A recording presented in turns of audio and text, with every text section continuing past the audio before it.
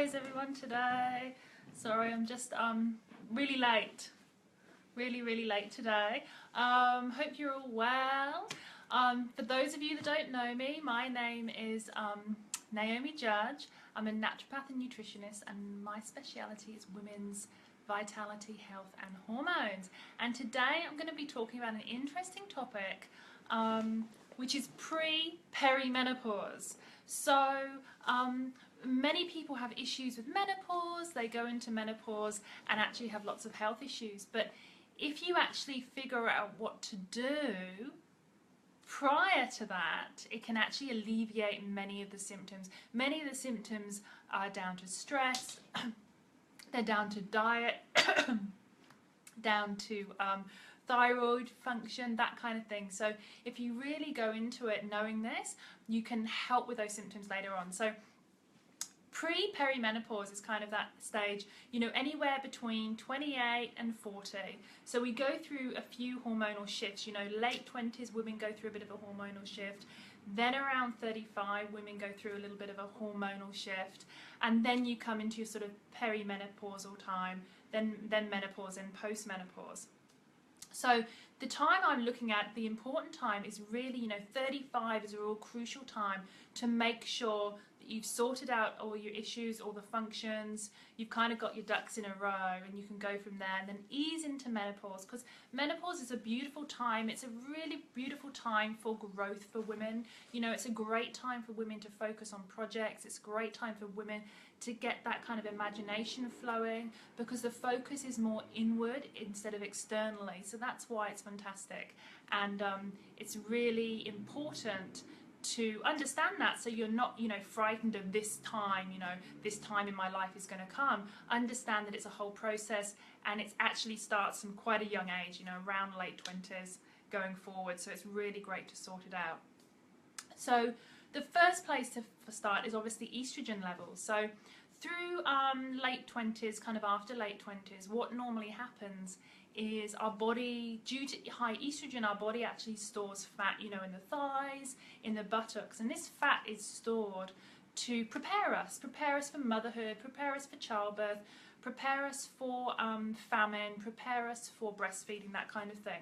So, but too much estrogen causes too much fat storage in those areas. So if you find in your late 20s, sort of mid 30s, you've actually got an issue with weight on the thighs or issue with weight on the buttocks, then that puts you in a space where you may have estrogen problems later down the line, and that's when fat can start to be distributed instead of those areas, but actually on your tummy. So if you've got issues with estrogen, you do have those weight issues with fat on the buttocks and the thighs, then I would encourage you to actually look at ways to balance out those estrogen levels, and doing that by working on the liver, doing that by cleansing your environment, getting rid of beauty products that are estrogenic, not eating too much soy, making sure your meat's from a reputable source. You know, you don't want too much estrogen in your meat. You don't want too many hormones. Stressed out animals mean more hormones in the meat. So you just got to be careful there, and just make sure that there's not too much estrogen in your environment. Also, if you're on any contraceptive or anything like that, just be mindful to be cleansing your liver nicely while you're doing that. Secondly, what you need to figure out is your cortisol levels. Now, unfortunately, when women get to menopause, they have signs of, you know, hot flushes, insomnia, anxiety, thin skin, weight problems. And a lot of this comes from stress, but the stress doesn't have to be acute there. It's actually that accumulation of stress through the years in this pre-perimenopausal time. This pre-perimenopausal time, what your body actually starts to do if you're particularly stressed is your body actually tells you to start storing fat. So if your cortisol is high due to stress, the stress could be a job, the stress could be what, you know, working at home, or stress could be family, it could be any kind of stress. But what your body tells you to do is it goes, let's start storing fat. And what it actually does is it starts to store fat around your middle, on your abdomen. So it's really important to get those cortisol levels sorted out early on in that pre-perimenopausal phase. Really important. So signs that you might have high cortisol, you know, in your late 20s, mid 30s, may be rushing from task to task, feeling wired, feeling hyped up. And then you've got actual visual signs of high cortisol, so maybe early signs of aging, grey hair, crow's feet, but particularly, you know, cellulite maybe, even the weight gain on your tummy and stretch marks. Those are telltale signs. Insomnia, stress and anxiety, they really manifest with that elevated cortisol. So secondly, you really need to get that cortisol under control, and the best way to do that is through mindset things like meditation or doing yoga. I mean, I love doing restorative yoga, and restorative yoga is one of the best things to do in the pre-perimenopausal phase, even before, you know, you really need to start early to get your nervous system adapted to everything, and to get your body into that kind of cycle. So it's important at that stage. So to do the yoga, to do the meditation, to be mindful, and then you can take things that are really beautiful for your adrenals, you know, nourishing your adrenals. So vitamin C is really important for the adrenals, so you could look at supplementing with vitamin C. I would recommend taking about 1,000 milligrams a day. That's a really good amount of vitamin C to take. So once you take the vitamin C will actually nourish your adrenals, and it will help to feed them, because we do go through vitamin C when we get stressed. Herbs for your adrenals that are really nice and calming, you know, more nourishing. We don't want anything too stimulating, and this is the mistake lots of people take. They go out and they take tons and tons of ginseng, and they stimulate the adrenals too much. You want things that are going to nourish, and you want things that are going to really balance your adrenals out. So that's the key here.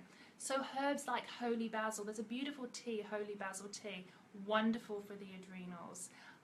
Beautiful chamomile, passion flower, withania is wonderful for the adrenals. Romania, beautiful herbs that are not too stimulating, and they're more building and nourishing. And that's what we're trying to do here. In the pre-perimenopausal phase, we don't want to be pushing, you know, pushing through life, pushing through things. We need to try and find a balance and try and find a nourishment there, because that's what's going to really help us, and that in that stage, you know, that transition in life. And I know we don't want to think too much in the future, but if you've got issues now, you really want to try and do everything you can to combat any future issues, and then it can be such a wonderful time for you. So look at those herbs, they're beautiful. Salt is also wonderful for the adrenals, so I would recommend a really good quality salt. You know, something like Himalayan rock salt, or something like Celtic sea salt, and just adding that to your water, because that's going to be feeding the adrenals as well. So that's very, very important. So those are the things that you can do for your adrenals. You know, signs that your adrenals might be out. Obviously, I've said about the insomnia and the anxiety. Also, a lot of people get knee pain as well if their adrenals are out. And sometimes lower back, which can be lower back kidney pain. So you need to kind of look out for those signs and recognize that if you do have that, then maybe you need to do something for your adrenals.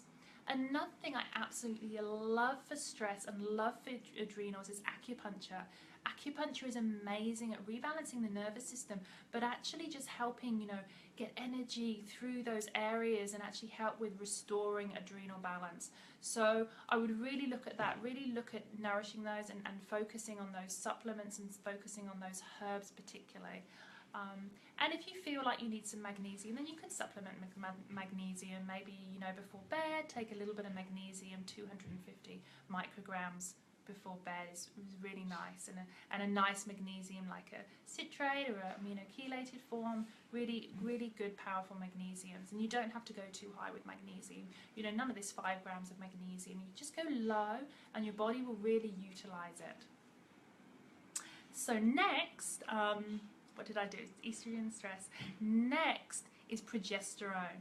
Progesterone is so very, very, very important in those years, in all of those years, but progesterone will help prolong. So if your progesterone is nice and functioning well, it will help to like just just keep it a little bit longer, you know, keep yourself a little bit more, that vitality, that different kind of vitality, particularly if you want to have children later in life. If you're looking at having children, you know, in your 40s, you really want to make sure you've got good progesterone levels. Vitally, vitally, vitally important. Now, to keep your progesterone going, progesterone is like your beautiful, you've heard me say this before, but it's like you're such a yummy, beautiful, loving, calming hormone. And it really starts to drop in the 20s, late 20s, progesterone does start to drop. And this is where you might have seen this, you know, through your 20s, you didn't really notice any menstrual cycle problems. And then in your 30s, you started to notice changes, you know, heaviness, heavy bleeding, clotting, pain, breast lumps, breast sores, swollen breasts, that kind of thing. Maybe a little bit of anxiety, depression, insomnia. You know, in your 20s, you don't have to worry about that kind of stuff.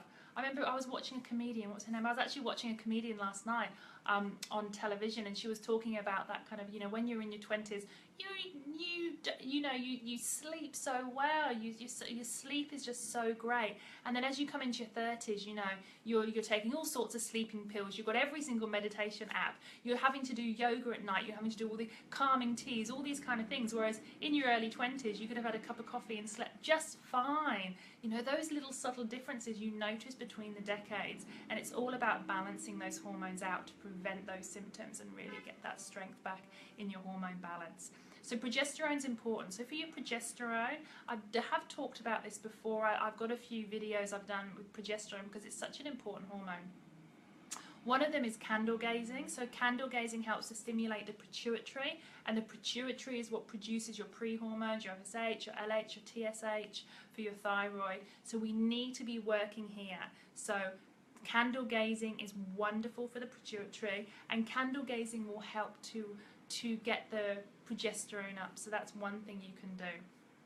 B6 also found in whole grains, found in non-gluten grains like your quinoa, your buckwheat, found in nuts and seeds. B6 is very important, and B6 is a precursor to progesterone. So I definitely advise you to be taking your B6 if you're not getting it in your diet, or if you've got any methylation issues like any genetic anomalies like MTHFR, then you need to be taking an activated form of B6. Very important, particularly if you're trying for children as well, particularly important, the activated form of B6. So I definitely recommend taking B6. And then vitamin C, again, you'll be taking it, but 1,000 milligrams of vitamin C a day. You want to go for an ascorbic acid form if you're not going for a natural form. It's hard to get natural vitamin C in supplements, but ascorbic acid form is just fine, and about 1,000 milligrams a day really helps with progesterone function.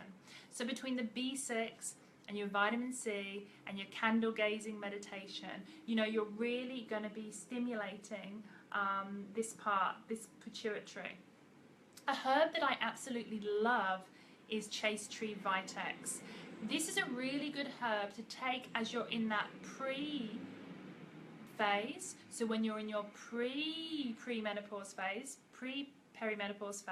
and then just into the perimenopausal phase. So Chase Tree and Vitex in a very low dose helps to stimulate the pituitary. So if you know you've got signs and symptoms of low progesterone, you really want to be kind of stimulating that pituitary with those herbs. And again, it helps with pregnancy, it helps with the baby's health in terms of, you know, that early stage of pregnancy. So it's a very important herb, and I definitely, you know, you can go a low dose with that, and that will help with your progesterone levels.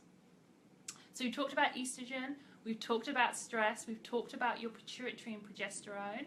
So next we're going to talk about your metabolism. So you've got to have your metabolism functioning. If you go into premenopause or menopause with a slow metabolism, it really does spell problems for you, because you will then find that during that age the weight will start to pile on, and you'll start to get all sorts of funky symptoms like hair loss, weight gain, dry, thinning skin. Thinning skin is a difficult one. Weight loss really around the abdomen, you know, really getting big around here. Insomnia, and then terrible fatigue, and then some people even get into depression. So you really need to have your thyroid and metabolism a-okay before going into any premenopausal, perimenopausal, menopausal stage. So in your pre-stage, pre-perimenopausal stage, you really need to know what your thyroid's doing. If you've got any funky thyroid things going on, you need to get them sorted out ASAP. So signs of thyroid or sluggish metabolism, inability to lose weight, hair loss, dry skin, dry flaking skin, depression, fatigue in the morning, very sensitive to the hot and the cold, particularly the cold, cold feet, a feeling in your throat like you need to clear it, so a dry feeling and coughing. Maybe sometimes when you swallow you get like a sensation here, you know, you can't swallow, it's very difficult to swallow. If you have any of those symptoms, they can be indicating that your thyroid is a little bit sluggish, and it is normal, particularly after having a baby. It's normal for your thyroid to go. So if you're in that bucket, then maybe, you know, your thyroid's a little bit sluggish. And even after breastfeeding, the thyroid can go a little bit lower. So you just need to be careful. Hi, Alina. Alina, how are you? You've got two beautiful boys now, I know. Aren't they gorgeous? Nice to see you here. Hello. Looking at your thyroid is very important. So if you have any of those symptoms, then I recommend you go to a GP, you see a naturopath, a holistic doctor, somebody to test your thyroid. And you do need to have, for starters, all 3 tests. If you've just got TSH, it's not telling you anything. The TSH is just telling you what your pituitary is doing.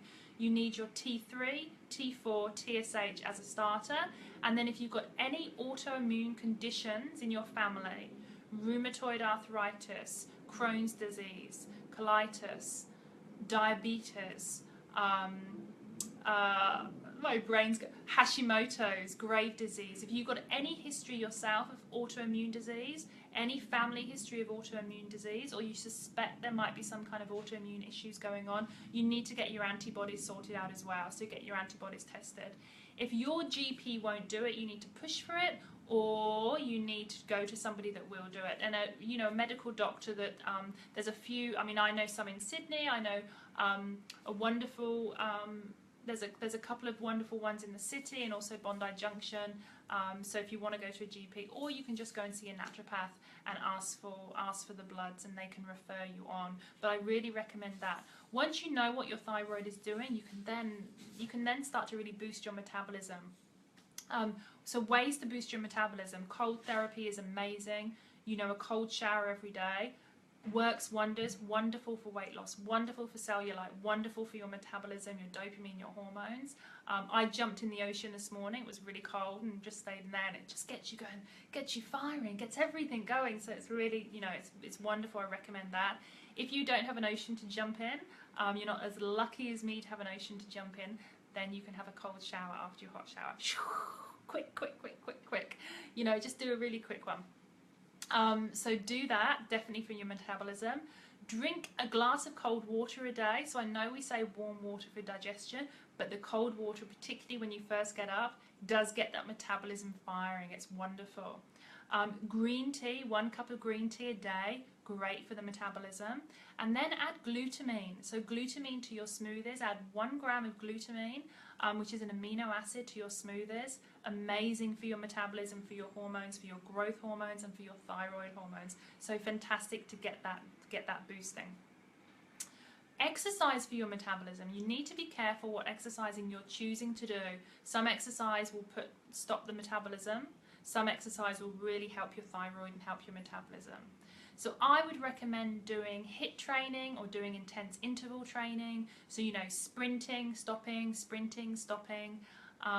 doing that kind of exercise. And if you're a long distance runner, or if you're training for a triathlon, or you're training for an Ironman, make sure you mix it up. You need to mix it up. So you're training and then do some meditation, yoga, and do something nourishing. You need to nourish in between the training. Really important. Otherwise your thyroid, which is the master of your metabolism, this gland is doing it. This gland is the one that's going to really be making your metabolism work or not work. if you over-exercise and you're not nourishing and you're not doing things to balance out, your thyroid is going to start to slow down and it's not going to thank you. So you really need to be mindful and balance it out. Balance your exercise with yoga, meditation, or some lighter exercise. I love walking as too. Walking an hour a day is amazing if you've got the time. If not, do some HIIT training or some intense interval exercise. So we talked about estrogen, we talked about the pituitary progesterone, we've talked about metabolism. Let me just add a few things on about the thyroid to help, because we need to have our ducks in a row, and sorting your thyroid out will help. So firstly, blood sugar, balancing your blood sugar with 3 wonderful meals a day. Reducing your sugar intake is very, very important for your thyroid.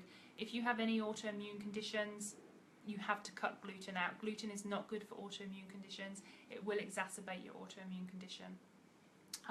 You can just go onto PubMed or you can go onto Google Scholar. There are tons and tons, if you're a bit skeptical, that is, there's tons and tons and tons and tons and tons of papers and research that have been done on gluten, particularly with autoimmune diseases. So I encourage you to use other gluten-free grains. Use quinoa, use buckwheat, use amaranth.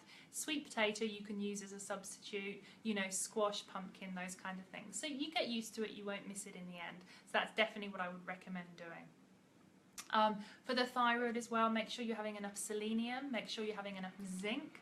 So 20 milligrams of zinc a day, and selenium, you know, around micromilligrams, you know, 30, 50 micromilligrams a day for the thyroid. Again, glutamine is good, and tyrosine is very good. You can get tyrosine from your diet in nuts and seeds, and also in grains, and tyrosine in oats as well. So you can do that. And some people like to add a little bit of seaweed in, so you get the iodine as well for the thyroid, and you can get that from seaweed, from nori sheets, from sushi, from dulce flakes. So that's very, very important to make sure that you nourish your thyroid. So going back to those parts, we talked about exercise, about really making sure that you're doing exercise to support your body. So HIIT training, intense interval, sprinting, that kind of thing. Then coupled with some meditation, with some yoga, restorative yoga that is. Working on your adrenals and your stress response, really making sure you've adapted to stress. Hot flushes during menopause or perimenopause, even though it's due to that estrogen dropping, it's mainly due to the stress. So if you get your stress response sorted out before that phase, you're not going to go through all of these nasty symptoms. We talked about metabolism, how to upregulate your metabolism with green tea, with hot therapy. You can also, with cold therapy, you can do hot therapy like infrared saunas as well. We talked about progesterone as being one of the most important hormones, bringing you into that perimenopausal phase, because it's going to keep you calm, it's going to keep you really, really switched on and relaxed, help with your sleep, help with your menstrual cycle leading up to the last menstrual cycle. So that's really important. Talked about reactivating your pituitary through candle gazing, through B6. It's wonderful. And then using a herb called Vitex, that's very, very important. And then estrogen. So just my final words on estrogen. It's really important to make sure you've got a good balance of estrogen. So if you have too low of one estrogen and you're too high in estrone, that's going to cause a whole lot of problems. So you really need to make sure you've got that balance. So lots and lots of liver cleansing, lots of greens. I love chlorella. Chlorella is amazing, great for the liver. Then using amino acids like inositol are really good. Glutamine are really good for the liver. Your B vitamins. St. Mary's thistle is a really nice support for the liver. I would actually start using that during that phase, so you can actually boost the liver function. You know, the liver does age, so we need to look after it and give it the food that it needs. And then use bitters. Bitters are one of the most important things for cleansing and detoxing. So we're looking at your green tea, we're looking at your lemon, we're looking at your lime, your rocket, your endive, your chicory, your dandelion greens. You know, adding these bitters in to help to stimulate, help to cleanse the liver, and so it's not so sluggish. It's good then to actually do a couple of cleanses a year. I mean, that's good for the liver and good for the rest of the body. So those are the areas that I would really focus on in that pre-perimenopausal phase. It's really important to focus and really important to do it now. So again, the ages are between your 28 and 35, a really important time, and then 35 to 45, super important. Get your adrenals under control. Really get yourself adapted to that stress. So just as I kind of sign off, I'll just remind you the 3 ducks that you really need to, from 28 onwards, you need to know are working for you. The 3 things you need to know are working. Firstly, your thyroid. Get your thyroid tested, especially if you've got any thyroid history, family history, or you've had any of those signs and symptoms I mentioned. It doesn't necessarily mean you have a thyroid condition, but it could mean something is going on. Get your cortisol tested. Get your cortisol and your adrenals under control, you know. Doesn't matter, we all have stress and more stress than others, but if you can adapt to that stress, adapt your body to actually dealing with that stress, that's a wonderful thing, and that's going to help in that perimenopausal phase. I've actually done a video on helping women adapt to stress, so it's on here, it's on YouTube, and that will tell you the things that women need to do to boost your oxytocin. To help, oxytocin will help with stress, so you really need to ensure you do that. This is why, through the, just quickly I add in there, through the perimenopausal phase, you know, knowing your, you know, knowing who you are sexually as well, because that's really going to help balance out those hormones and help with energy levels and kind of bring a different energy to you. So you really need to make sure that you kind of understand that and are still enjoying things. And then thirdly, so thyroid, cortisol, thirdly, know what your estrogen levels are doing. Are they too high? Are they too low? Start cleansing, stop eating soy, stop using all those chemicals on your skin, and then know what your progesterone levels are like. If you've got anxiety, if you've got water retention, if you've got weight gain, if you've got hair loss, insomnia, cellulite, nodule, breast lumps, if you've got any of those, then most likely your progesterone levels are low, so start working on your pituitary to get those progesterone levels up. So that is really it in a nutshell, and I know that it always goes back to the same thing. It always goes back to stress, and it always goes back to, you know, the thyroid, but really if you have all that sorted as you go into that perimenopausal phase, then the menopausal phase, you'll be able to focus on different things and focus on actually the gift of menopause and what the gift actually is. And the gift is a completely energetic shift where you can start focusing inward and you know, focusing on things for you, whereas probably previously you've been focusing externally, other people, other things. That's where your energy's been going. So I hope you've enjoyed it today. I hope you've managed to get some insight and information. I do have some other videos, so if you want to check those out, there's lots on getting your progesterone up and helping with stress. So really thanks everyone for joining me today. Really appreciate that. Thanks, Helena. It was great to have you comment, and thanks for that feedback on the Vitex. It is a wonderful herb, so you know, if people are struggling and they think they might have issues with progesterone, I recommend just getting a little bit of Vitex or Chase Tree in, just a tiny bit, just to help stimulate the pituitary. So thank you so much everyone for joining. I really appreciate you being here today, and I hope you've got lots of good information from it. So I'll see you next time. Bye bye.